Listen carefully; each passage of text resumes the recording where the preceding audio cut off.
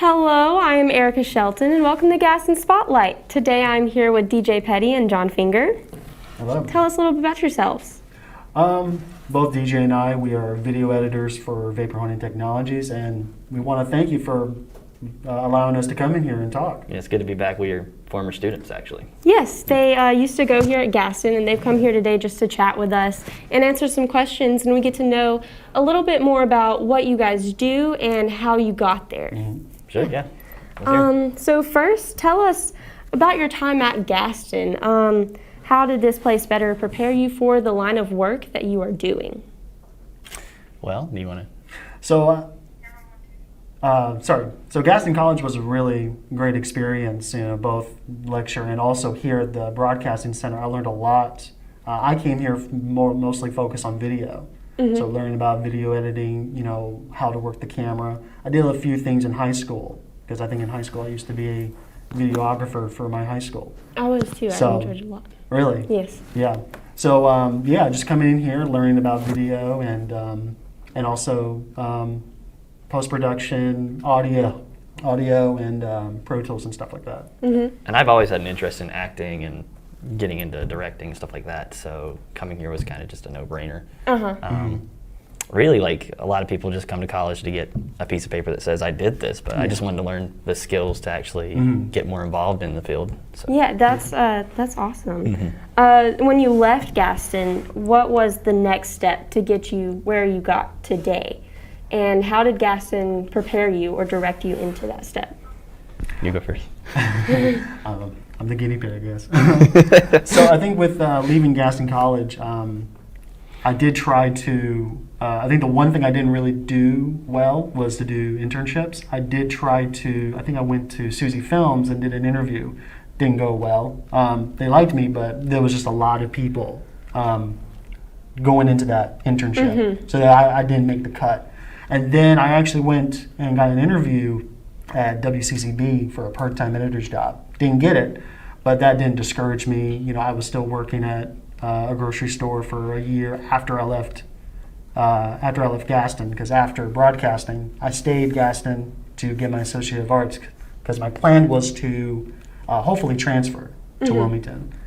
But yeah, then suddenly I found my job at VHT, so that was pretty cool. Yeah, and I had him go first because he actually helped me get on at VHT. I was actually a door greeter at Walmart at the time, and John here remembered me from back in the day. Yeah. I'd kept working on like short films and stuff like that in the meantime, but when I actually managed to get on board with him, I was actually able to start making money doing stuff like this. Yeah. So it's the networking part that helps you. Definitely. Yeah, I mean, that definitely comes with the business. And especially, having a good resume, because even like after college, I did do a project. I don't know if you knew Nick Cable. He's one of y'all's professors. Him and I and another friend, we actually filmed. I had a high school that had a band, county band, marching band preview, so we got together and did that. But yeah, just having a good resume, good experience in editing and how to work the camera just sort of prepared me to do the job that I do now. And what is the job you do now? Can you tell us a little bit more about that? Yeah, so what we do, originally we were video editors. So basically we film, so I guess I say videographers, film. Yeah, we essentially just make commercials for the company. Yeah, commercials, promotional material, and videos about the process that they do with it. So I watched some of the videos. There was you're working with a lot of like heavy duty equipment and trying to film that. Yeah. So what problems do you run into with like the outside sound or like having to film something in a warehouse? That's a great question. Yes. It is very difficult. Yes, we do talk to them about the reasons to have a very quiet set. But again, that's the challenge, because we do work in an environment where there's a lot of guys, people. Yeah, I mean, manufacturing. We literally film right across from where they build the machine, so sometimes we have to stay after hours. Sometimes the sound's fine enough to where we can kind of isolate it and kind of minimize in post-production. That's good. the Awesome. hammering and whatnot. Yeah. The videos are really cool. Many people don't even think about who makes videos for a company like this. Yeah. So when a company itself is they're looking for a team to make videos for them, where do they kind of go? I think it's just because of social media. If they find, if there's like a social media presence, or you, or a freelancer, you know, and if you do a lot of, you know, photography, video, if you have something out there that they see, and again, that's what's so great about having a demo reel or a portfolio, you know, and the thing about nowadays is that I think a lot of businesses want to have those type of people that that do video, that have a social media presence, who knows social media. Because it seems to be the way we're going. It's the trend that we're going towards, yeah. Awesome. So you make videos for the company, you kind of advertise it, help educate on what they do. Since July, your company has published 73 videos with an average time of 1 minute and 22 seconds.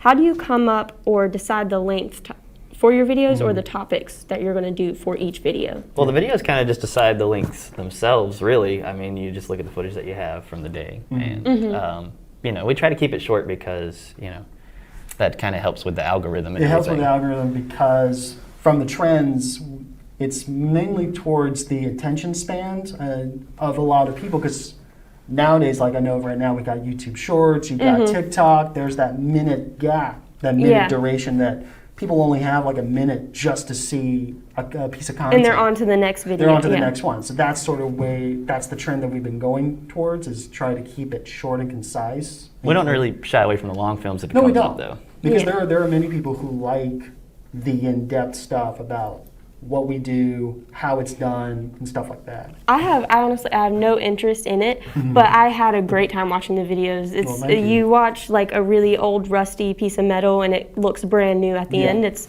crazy. Tell us about keywords and SEO. Well, SEO is search engine optimization. Yes. And basically what we use to essentially bring people back and forth between our YouTube page and our blog. Yes. And that kind of feeds traffic into sales. Yeah. And I think with the keywords and this SEO, they sort of work together, because we use the keywords to see what people are searching for. Things like, you know, YouTube tags and stuff like that. Yeah. Yeah. So like it helps me, like if I go on Google and I search up just something like random. vapor homing. Yeah, and this will be one of the first things pops up because it's set up. It's in the algorithm, and And there's a little bit of research that goes with it, because you have to kind of check to see what words are coming up in the, you know, searches every month, see what's popular. Yeah. And VHT has customer testimonials from 6 states, as far as way from California. You guys go out there and get to speak with the customers and get interviews with them. How is that? So when DJ and I first got into this company, John told us that, hey, we'll probably be traveling, like flying to these places and talk to these customers. And here's the thing, DJ and I, we've never flew. Yeah, at the time we'd never flown before. Never flown before. Very nerve-wracking, especially if you're on like a little tiny bucket plane, private jet. Yeah. You know, you feel like every bit of, what is it called? It was turbulence, a lot of turbulence, But we went to, the first time we went to Fort Lauderdale in Florida. We just did like a vlog. But the first time we actually filmed a customer was in Harrisburg, Pennsylvania. And we met these older couple that was using the machine to wet blast engine parts. You know, they were making their little small business just like what John did with his business, starting from the bottom. Then we went back to Florida twice to see other customers. Yeah, I mean, it's one thing to just get a phone call hearing how the products are, you know, helping people with their lives and cleaning up their parts. It's another thing to see like people out there, the salt of the earth, just making. So you get to travel a little bit with your job, but then you also get to see, like, you're not just making mechanical parts, you're not just doing this thing, you're shaping people's lives, helping people achieve their dreams, do the things that they want to do. That is correct. Yes. That is amazing. That is so awesome. Finally, if you could give any one piece of advice to any broadcasting student anywhere, what would it be? take whatever opportunity that comes to the door, because like I said, in the beginning, there were 2 opportunities. There was an internship and a job. I didn't get them, but to a lot of people that really would be discouraging. But there's always an open door somewhere. Yeah. Just take the opportunity, and that was the same thing with this one. There's gonna be a lot of doors that open in front of you, and a lot of them are gonna close. So don't give up on. Yeah, and also learn what you can hear. Both DJ and I, we always look back at our old stuff, and it's like we kind of cringe a little bit. Yeah. But of course, we stay a little humble. Right now, we're doing like the best work we. Yeah, always revisit your old stuff and just remember where you came from. Yeah, I feel like even like the highest filming director goes through that. So, as a current student, I thank you so much for coming on today and talking with us. Thanks for having us. As a host, that is all we have for today. Thank you again, John Finger and DJ Petty. Thank you. My name is Erica Shelton, and this has been Gaston Spotlight.